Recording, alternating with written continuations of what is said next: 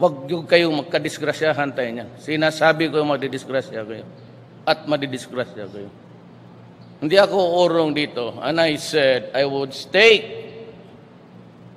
my honor, my life, and even the presidency.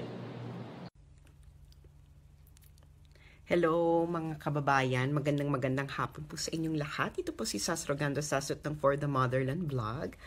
At ito na naman po ang iba't ibang political char. Ang ating pong focus ngayon ay, kasi nga diba July 12, it's the 2nd anniversary of the release of the arbitral ruling. Diba? Ngayon, si LENI, nag-speech siya sa Makati. May forum sa Makati. Tapos sabi niya, basta ang eksena niya, Philippines losing arbitral ruling advantage. Sabi niya ganyan. Tapos sabi niya, of all the issues our country faces today, it is the threat to our sovereignty in the West Philippine Sea. Sovereignty in the West Philippine Sea? Saan mo nakuha yan, LENI? So, ganito, nire-reference mo yung arbitral ruling, and at the same time, you're saying na you have sovereignty in the West Philippine Sea. Yung West Philippine Sea po is, ito po yung Luzon Sea. It's not a continuous body of water, ha, yung West Philippine Sea. Kaya kaguluhan yung term na yan eh.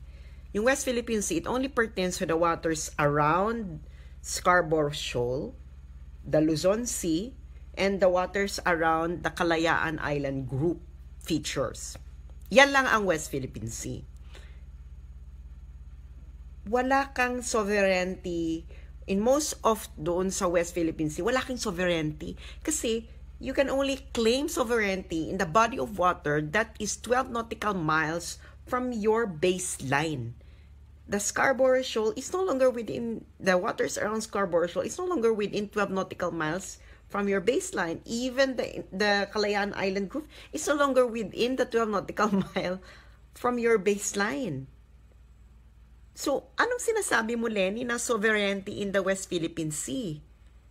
And then yung sinabi mo na sovereignty in the West Philippine Sea while also referencing the arbitration ruling, the arbitration ruling has nothing to do with sovereignty or territorial sovereignty, and it was clear in the decision, in the decision on the jurisdiction, in the decision on the arbitral award, and even in the memorial sent by the Philippines. Kaya ikaw, LENI Robredo, halatang boba ka at wala kang alam. Sabi niya, ano daw, it was time for the country to protest peacefully any effort to limit or control movements in the disputed waters, through which around 3 million worth of trade passes, as well as the militarization of the issue. Gaga, the issue has been militarized for a long time since Marcos started. Since the Marcos administration officially began entering the territorial disputes in the Spratlys, in the South China Sea, militarized na siya. Anong pinagsasabi mo na stop militarizing the issue? Everyone involved in the territorial dispute militarized the issue, including the Philippines. Napakaboba mong babae ka, tanga. Ano ba yan? Ang tanga-tanga mo. Diyos ko po. Oh, sabi niya, through which around 3 million worth of trade passes. Yeah, but the bulk of trade that passes through the South China Sea is coming from and going to China. Feeling ka naman na yung South China Sea, ikaw ang Pilipinas ang pinaka-nakikinabang. Ang pinaka-nakikinabang sa trade sa South China Sea ay ang China. 80%, ha? 80% tuloy. Most of the trade that passes through South China Sea is going and coming from China. Anong pinagsasabi mo? Saka yung Diyos ko, day. Advantage, ano to? Sabi niya, nobody deserves that. Least of all our fishermen. Our country doesn't deserve. Gaga. Di ba meron ng bilateral mechanism between the Philippines and China? This is used in order to resolve incidents in the sea. And this is a good development. Even China and Japan had that kind of bilateral mechanism in order to manage their meron kasi silang fisheries agreement ng Japan and China on an EEZ that sa kanilang parehong EEZ. Sa EEZ na matagal na yung agreement nila, and then they have that bilateral mechanism. So itong mga drama mo, Lenny, these are all for raising hysteria. I will just call it yellow hysteria in order to use this issue against the Duterte administration. Kayong mga LP, during your time, kayo ang nagpalala ng sitwasyon because you don't have any experience in conflict de-escalation. Your skill in conflict de-escalation is bokya, di ba? Pasabi kayo ng pasabi na tas ito si Carpio, sabi ni Carpio, so long daw na may freedom of navigation o overflight sa South China Sea region, wala daw de facto control ang China. China will not have de facto control of South China Sea anyway, and it will not want to anyway. Bakit? For what? For what purpose? Diba? Bakit niya i-impede yung trade sa South China Sea? The trade in the South China Sea is going and coming from China, most of it.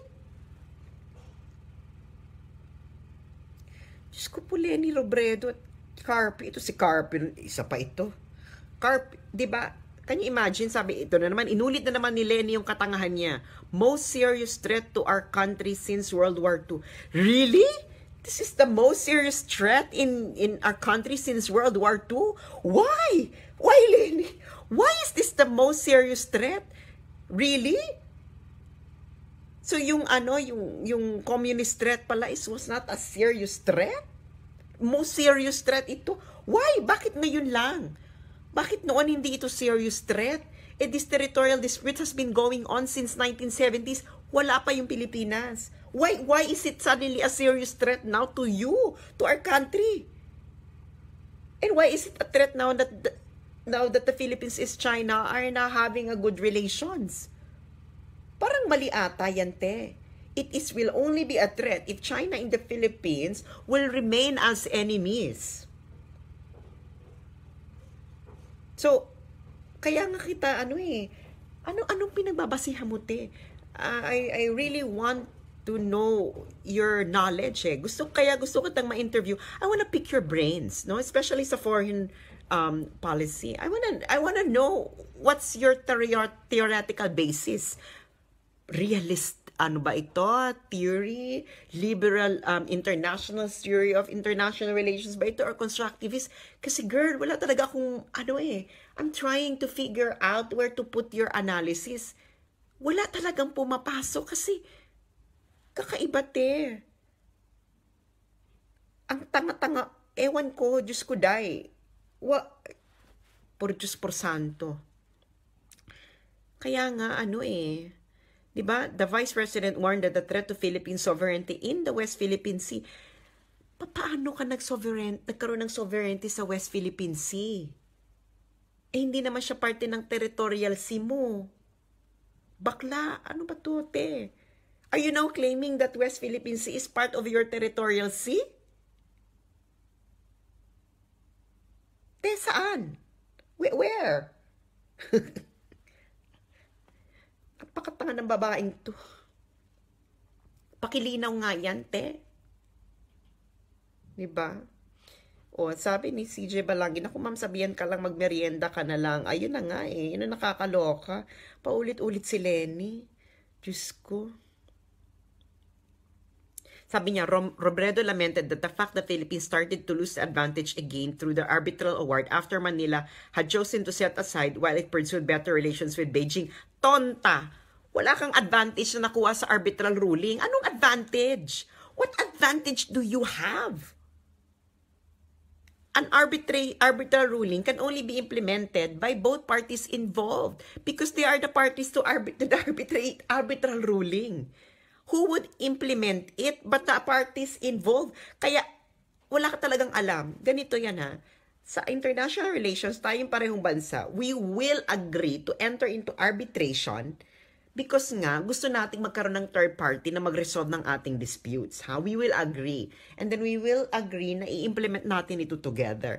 That is the agreement ng dalawang bansa before they enter into arbitration. Ngayon, this instance kasi, walang ganyang agreement. The Philippines pursued the arbitral ruling even though the Philippines knew that China will not respect it. Ngayon, if you are a strategist, you will not continue pursuing this kasi you would know that the other party who would need to implement it said that it will not implement it. And that the only way that the other country would implement it is if you apply force to that country. So, paano mo i-implement ngayon, Leni? So, ano yung advantage na sinasabi mo? It can only be an advantage if the arbitral ruling can make the other party do something that it doesn't want to do. But the purpose of arbitration nga is for both parties to agree on sending their dispute to a third party in order for their dispute to be resolved. Wala namang ganyan eh.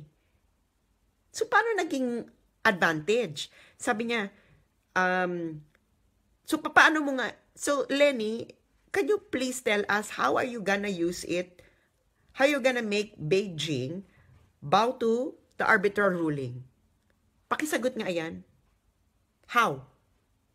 How exactly? Ito ang mga tools ha, either the Philippines would